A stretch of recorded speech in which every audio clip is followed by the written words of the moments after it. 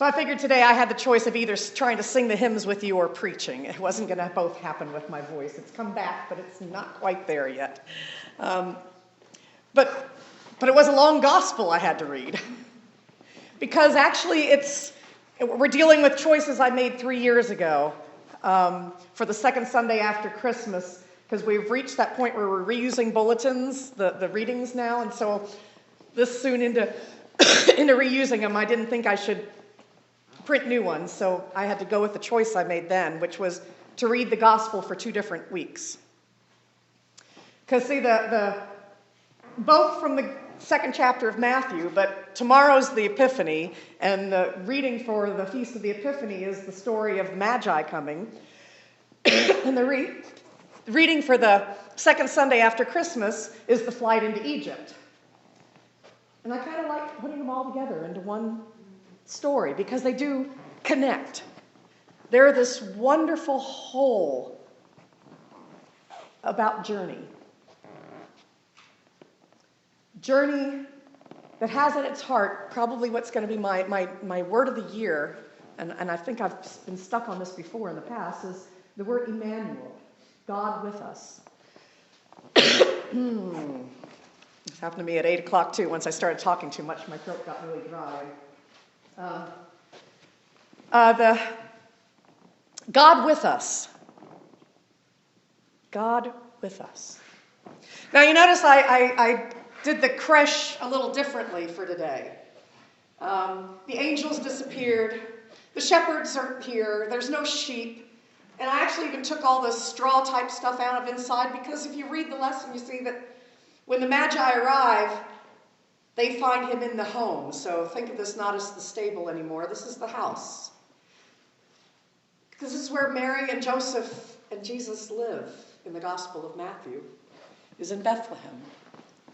And the Magi take this long journey. They see this star, this idea of wisdom coming from such different places.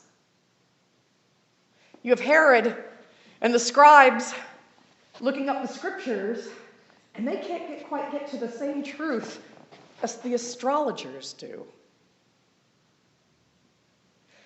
That's a whole different sermon, I think, right in there.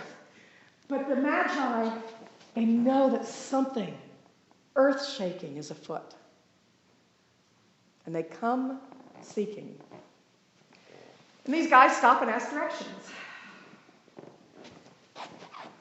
And Herod finds out where the Messiah is to be born and sends them on to Bethlehem. And you'll notice one other thing that I left here. Is the donkey.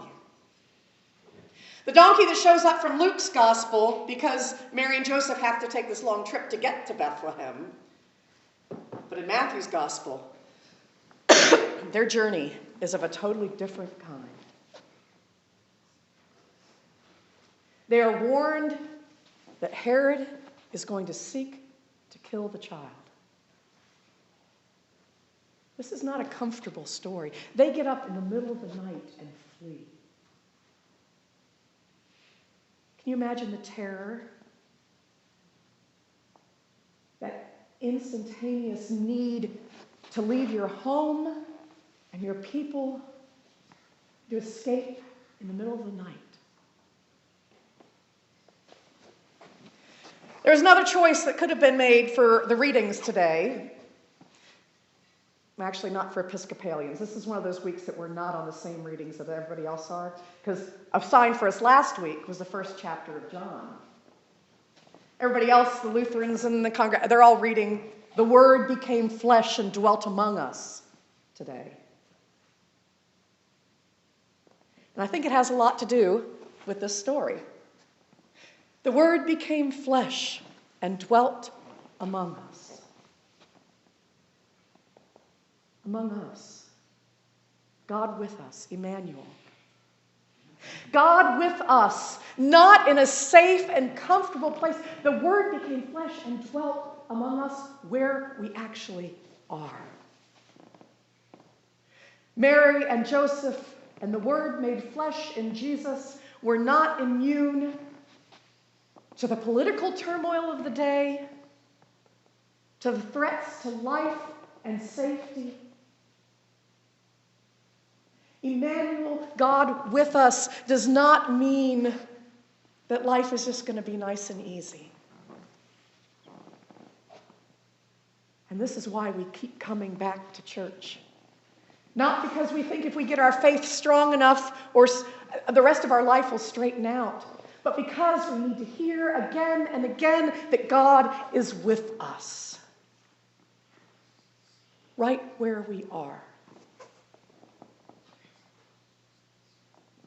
And the Word became flesh and dwelt among us and had to flee in the middle of the night and become a refugee in Egypt.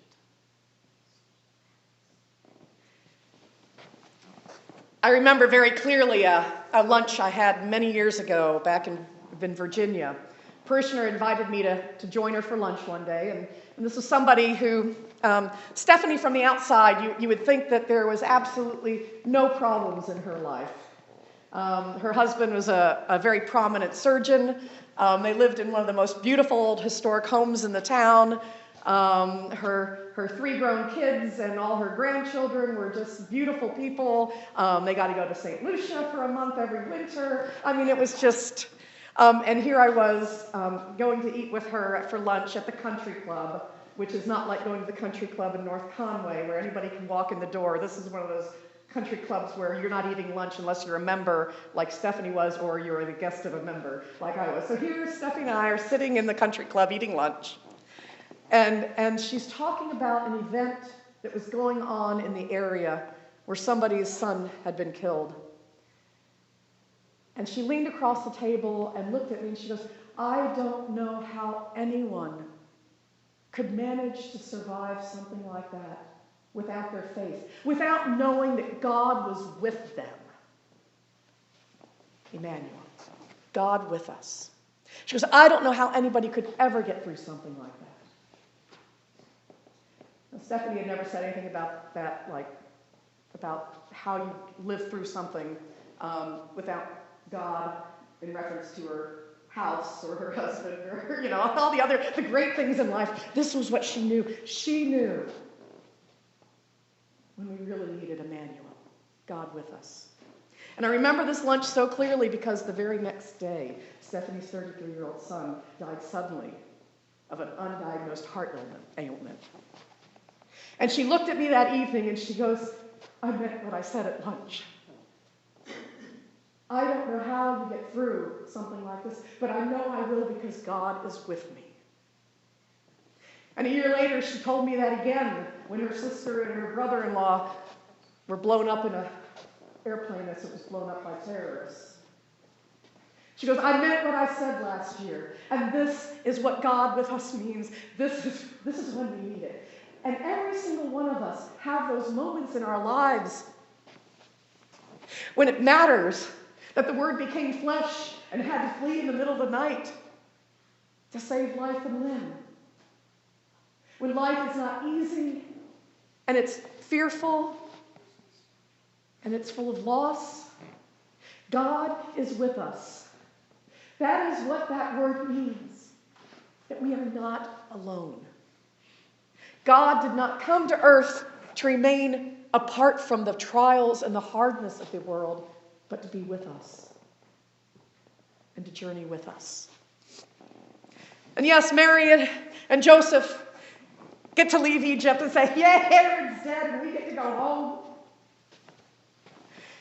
And they try to get back home to Bethlehem and find out that Herod's son, who's worse than he is now ruling the area. And they have got to go find another place. But yes, they find a safe place to raise their boy. And how many years later, Mary stands there at the foot of the cross and watches her son die at the hands of the Romans, caught up in that political awfulness. And the Word became flesh and dwelt among us. We do not always have a bright star to follow To say, oh, this is where God wants me to go, and this is what God is happening about. Sometimes ours feels more like fleeing in the middle of the night in the darkness and not sure what's going to happen next. But that is where God dwells. And that's why we come together, week after week, so that our worlds can be renewed, that we can be reminded of how God journeys with us. We can be fed and comforted, not so that we can avoid the hardships and the tears, but that we know that we do not go through that alone. And we come to hear the words such as the psalmist gave us today about our journeys, when we have to saddle up the donkey and head out into a night. Happy are the people whose strength is in you, whose hearts are set on the pilgrim's way. Those who go through the desolate valley will find it a place of springs. We all know desolate valleys. We all know those challenges. We do not come together believing that if we have faith, God will make sure that we don't have to face those. We come together to be reminded of Emmanuel. God is with us. Come to this earth to be a part of us. We do not journey alone.